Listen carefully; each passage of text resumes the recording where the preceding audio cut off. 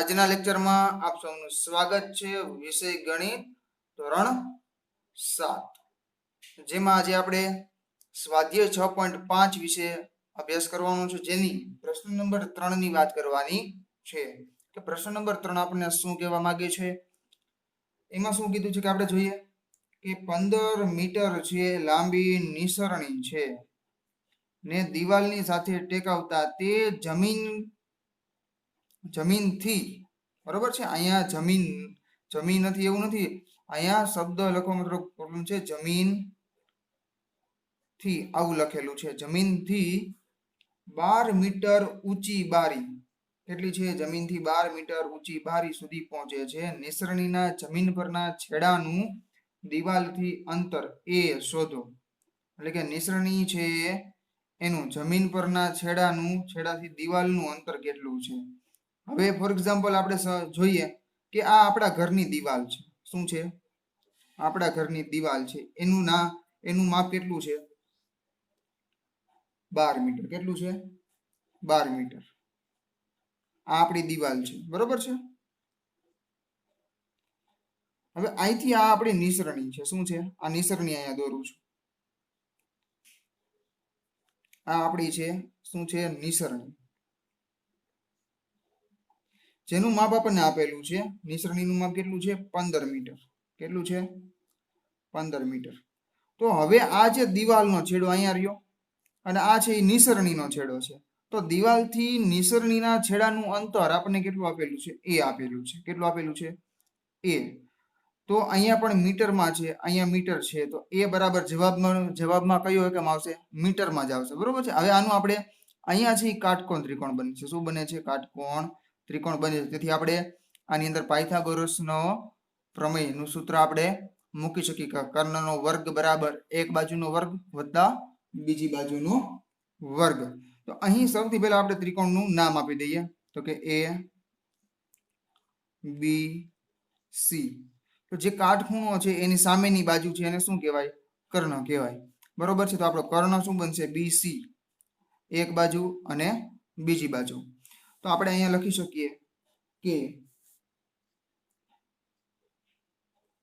તેથી કર્ણનો વર્ગ બરાબર એક બાજુનો વર્ગ વત્તા બીજી બાજુનો વર્ગ. તો કર્ણ કોણ છે આપણી પાસે? આપણી પાસે બીસી. કોણ છે? બીસી. એટલે કે બીસી નો વર્ગ વત્તા એક બાજુ, એટલે આપણે આ લઈએ એ બી બાજુ, તો કે એ બી નો વર્ગ વત્તા બીજી બાજુ કઈ થશે? એસી, તો કે એસી નો વર્ગ. હવે આપણે એની અંદર કિંમત મૂકી દઈએ, તો કે બીસી જે કર્ણ છે બીસી એની આ કેટલું છે? 15. તો કે તેથી 15 નો વર્ગ બરાબર એ બી નું માપ કેટલું છે? એ બી નું 12 મીટર. તો કે 12 નો વર્ગ અને વત્તા એસી માં આપણને શું ગોતવાનું? એસી બરાબર કેટલું કીધું છે? એ. એટલે આપણે એનું માપ ખબર નથી એટલે એ ગોતવાનું છે, બરોબર છે. દિવાલના છેડાથી નિસરણીના છેડાનું અંતર આપણે ગોતવાનું છે. એટલે કે એનું માપ આપણને એ મીટર આપેલું છે, એ એટલે કે એનો વર્ગ. હવે અહીં દોસ્તો આપણે 15 નો વર્ગ લખીએ તો કેટલો થશે? 225 બરાબર 12 નો વર્ગ કરીએ તો કેટલો થશે? 144 વત્તા એનો વર્ગ. અહીંયા 144 પ્લસ છે, જમણી બાજુથી ડાબી બાજુ લઈ જાવ તો શું થશે? માઇનસ થશે. 225 માઇનસ 144 બરાબર એનો વર્ગ. હવે 225 માંથી આપણે 44 બાદ કરીએ તો કેટલા આવશે? 225 માંથી 44 બાદ કરીએ 144 તો કેટલા મળશે? 81. આ બાદ કર્યા તો 81 છે ઈ 9 ગુણ્યા 9 લખાય, એટલે કે 9 નો વર્ગ થાય. શું થાય? 9 નો વર્ગ. 9 ગુણ્યા 9 એટલે 81 મળે. તેથી અહીંયા આપણે લખી શકીએ કે એનો વર્ગ બરાબર 9 નો વર્ગ. તો અહીંયા વર્ગ વર્ગ છે એ કેન્સલ થઈ જાય, તો એ બરાબર છે કેટલા મીટર આવશે? 9 મીટર આપણો જવાબ આવેલો છે. તો આપણે અહીં લખી શકીએ જવાબમાં કે નિસરણીના જમીન પરના છેડાથી દિવાલથી અંતર, છેડાનું દિવાલથી અંતર આપણે લખી શકીએ કે 9 મીટર. તો જવાબમાં આપણે લખી શકીએ કે નિસરણીના જમીન પરના છેડાનું દિવાલથી અંતર બરાબર કેટલું મળ્યું? 9 મીટર થશે. ઓકે, ત્યારબાદ છે પ્રશ્ન નંબર 4. પ્રશ્ન નંબર 4 આપણને શું કહે છે કે નીચેનામાંથી કોઈ કાટકોણ ત્રિકોણ ની બાજુઓ હોઈ શકે. આવો પ્રશ્ન છે કે નીચેનામાંથી કઈ કાટકોણ ત્રિકોણની બાજુઓ હોઈ શકે. આ પ્રશ્નની અંદર આપણે શું આપેલું કે ત્રણેય બાજુના માપ આપી દીધા છે. પ્રશ્ન નંબર 4 ની અંદર જે દાખલાઓ છે એમાં ત્રણેય બાજુના માપ આપી દીધા છે અને એની ઉપરથી આપણે ગોતવાનું છે કે એમાં કાટકોણ ત્રિકોણની બાજુઓ મળે છે કે નથી મળતી. પણ દોસ્તો એક વસ્તુ તમે નોટ કરજો કે જ્યારે આપણે આમાંથી બાજુનું માપ મેળવવું હોય તો ભલે ને કર્ણનું માપ મેળવવું હોય તો ભલે. ત્રીજા દાખલામાં જુઓ તો અહીંયા આપણને a બરાબર 9 મીટર મળ્યું. અહીંયા 9 મીટર, 12 મીટર ને 15 મીટર. તો કયો આંકડો મોટો થયો તો કે 15. તો કર્ણ છે એ મોટો આવ્યો. ઓકે, કર્ણ શું છે? મોટો થાય છે. તો કેમ કે આ બંનેના વર્ગનો સરવાળો છે, બરોબર છે, એટલા માટે કર્ણ છે એ એનો આંકડો કેવો આવે છે? મોટો આવે છે. તો તમે કોઈ પણ દાખલો સ્વાધ્યાય 6.5 નો પહેલો દાખલો લઈ લ્યો, બીજો દાખલો લઈ લ્યો, એમાં પણ જોશો તો કર્ણનું માપ છે એ કેવું મળશે? બે બાજુ કરતા મોટું મળશે. તો અહીં આપણે શું કરવાનું કે જે આની અંદર ત્રણ બાજુના માપ આપેલા હોય, દાખલા નંબર 1 ની અંદર આપણને શું આપેલું છે કે 2.5 સેન્ટીમીટર, બીજું છે 6.5 સેન્ટીમીટર, ત્રીજું માપ છે 6 સેન્ટીમીટર. તો આની અંદર કરવાનું શું આપણે કે સૌથી મોટું માપ હોય ને, સૌથી મોટું માપ હોય એને મૂકી દેવાનું. બાકીને બે બાજુ છે તો સૌથી મોટું માપ કયું થયું તો કે 6.5 છે સૌથી મોટું છે, તો આને મૂકી દેવાનું. બાકીને બે બાજુના માપ છે એના વર્ગનો સરવાળો લઈ લેવાનો. શું કરવાનું? એના વર્ગનો સરવાળો લઈ લેવાનો. તો આને આપણે વર્ગનો સરવાળો કરીએ તો કે 2.5 નો વર્ગ વત્તા 6 નો વર્ગ, બરોબર છે. શું થશે? 6 નો વર્ગ. તો 2.5 એટલે કેટલો થશે આપણે તો કે આને આપણે જોવું હોય, આની કેલ્ક્યુલેશન કરવી હોય, બરોબર, મોઢે પણ થઈ શકે. 6.25 જવાબ આવશે. કેટલો આનો આન્સર આવશે? 6.25. તો આનો આપણે આ કઈ રીતે ગુણો? તો આપણે ચેપ્ટર નંબર 2 ની અંદર આ શીખી ગયા કે પોઈન્ટ વાળા દાખલા છે એ કેમ ગણાય. તો કે 2.5 છે આવી રીતના છે. સાઈડમાં કેલ્ક્યુલેશન છે એ વધારે કરું છું દોસ્તો સમજાવવા માટે. ઓકે, તો કે 2.5 છે એનો વર્ગ લીધો. તો આને લખાય કઈ રીતે તો કે એક પોઈન્ટ છે, પોઈન્ટ પછી એક આંકડો છે એટલે 25/10 લખી શકીએ. હવે ઈ બેનો શું કરવાનો? 25 નો વર્ગ કરવાનો અને 10 નો વર્ગ કરવાનો, બરોબર છે. 25 નો વર્ગ આપણે કરીએ તો કેટલો આવે? 625 આવે. અને અહીં બાજુમાં લખું છું, અહીંથી અહીંયા સ્ટેપ લખું છું. 25 નો વર્ગ કરીએ તો કેટલા આવશે? 625 આવશે, ભાગ્યા 10 નો વર્ગ કરીએ તો કેટલા આવશે? 100 આવે, બરોબર છે. તો છેદમાં કેટલા શૂન્ય આવે તો કે 1 ને 2. તો કે બે આંકડા પછી પોઈન્ટ, તો કે 1 અને 2, 5, 2 પછી પોઈન્ટ અને 6. તો આપણો આન્સર શું આવેલો છે? મેં અહીંયા જે લખ્યો છે એ જ આપણો આન્સર થયો ને. તો આ જ પ્રોસેસ થાય છે આની અંદર, બરોબર છે. વત્તા 6 નો વર્ગ કેટલો મળશે આપણને? 36. કેટલો થશે? 36. હવે આની અંદર તમે જોવો તો કે 6.25 અને 36 નો આપણે સરવાળો કરીએ તો કેટલો આવશે? 42.25, બરોબર છે. તો આટલું આપણને મળ્યું. આ સેન્ટીમીટર એકમમાં છે. તો 6.5 નો જવાબ પણ આપણને આટલો મળે ને તો આપણે સમજવાનું કે આ જે બે બાજુ છે એ કાટકોણ ત્રિકોણની બે બાજુઓ આપેલી છે. તો 6.5 ની વાત કરીએ હવે તો કે 6.5 નો વર્ગ છે એનો આપણે જવાબ આવો લખવો હોય તો કઈ રીતે લખી શકીએ તો 6.5 એટલે કે 6.5 પોઈન્ટ પછી એક આંકડો છેદમાં આપણે 10 લખી શકીએ, બરોબર છે. 65 નો વર્ગ છેદમાં 10 નો વર્ગ. 65 ગુણ્યા 65 કરવા પડે ને આપણે તો આપણને વર્ગ મળે. છેદમાં 10 ગુણ્યા 10 કરીએ તો વર્ગ મળે. તો 65 ગુણ્યા 65 છે એ આપણે કેટલા મળશે?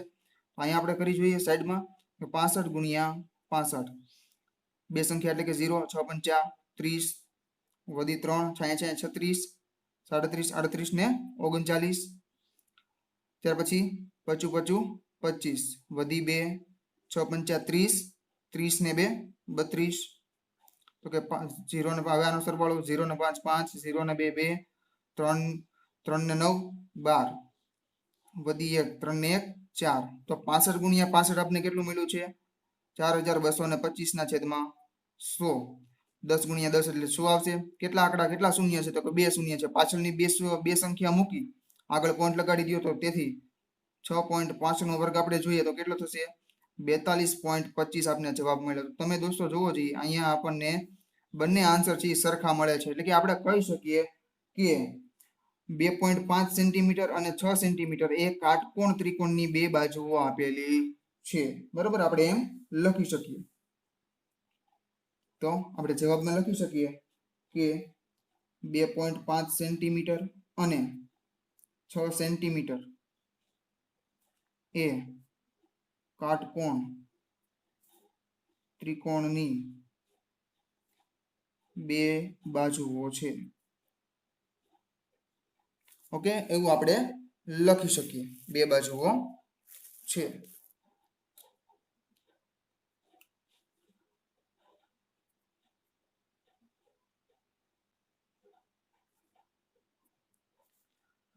ત્યાર પછી બીજો દાખલો આપણને શું કહે છે તે જોઈએ. તો બીજા દાખલાની રકમ આપણને આ પ્રમાણે આપેલી છે કે 2 સેન્ટીમીટર અને 5 સેન્ટીમીટર. તો હવે જે છે સૌથી મોટું માપ હોય એને મૂકી દેવાનું. ઈ બે બાજુ, ઈની સિવાયની બે બાજુ છે એનો આપણે વર્ગનો સરવાળો લઈ લઈએ. તેથી 2 નો વર્ગ વત્તા આ બંને લઈએ 2 નો વર્ગ વત્તા 2 નો વર્ગ, તો 2 નો વર્ગ કેટલો થશે 4 વત્તા 2 નો વર્ગ 4, તો આપણને કેટલા મળે છે 4 ને 4 8. બરોબર છે, આટલું માપ આપણને મળ્યું. ત્યાર પછી આપણે 5 નો વર્ગ જોઈએ તો કે 5 નો વર્ગ, તો 5 નો વર્ગ તો કેટલો થાય છે 25. તો બંને જવાબ કેવા આવવા જોઈએ સરખા આવવા જોઈએ. તો 8 બરાબર આપણે 25 લખી શકીએ નહીં. તેથી આપણે કહી શકીએ કે આ પ્રકારનો આપણને 2 સેન્ટીમીટર 2 સેન્ટીમીટર અને 5 સેન્ટીમીટર વાળો છે આપણે ત્રિકોણ કાટકોણ ત્રિકોણ છે રચી શકતા નથી. એટલે કે આની અંદર જે બાજુ આપેલી છે કાટકોણ ત્રિકોણની બાજુઓ નથી. તેથી આપણે લખી શકીએ કે આપેલ બાજુઓ કાટકોણ ત્રિકોણની બાજુઓ નથી. ત્યારબાદ છે દાખલા નંબર 3.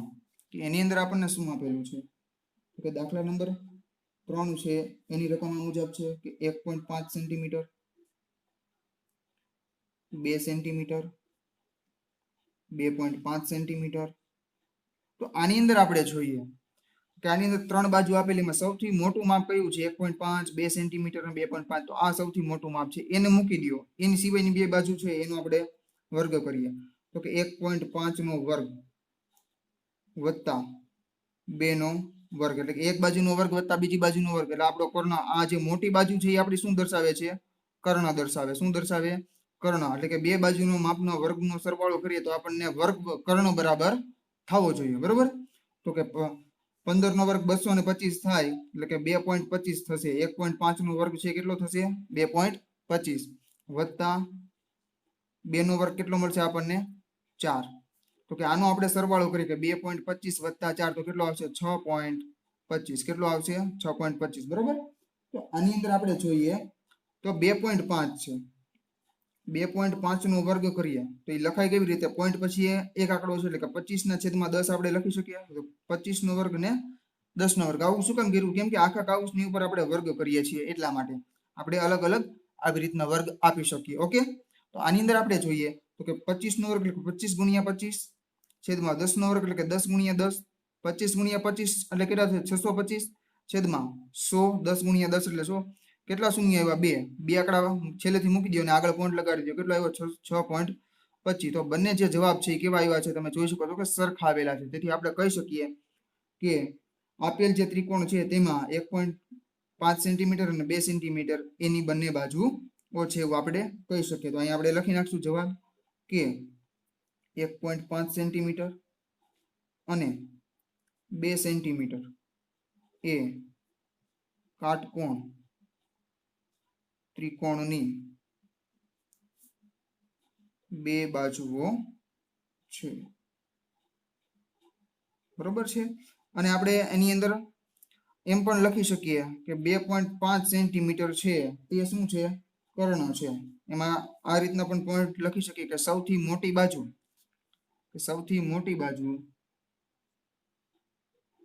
સૌથી મોટી બાજુ 2.5 સેન્ટીમીટર એ કર્ણ છે. ઓકે, તો આ હતા આપણા પ્રશ્ન નંબર 3 અને પ્રશ્ન નંબર 4. Okay, thank you.